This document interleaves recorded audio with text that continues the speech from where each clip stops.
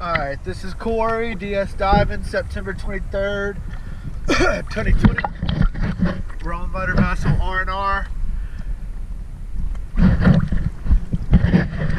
The hull cleaned up really nicely.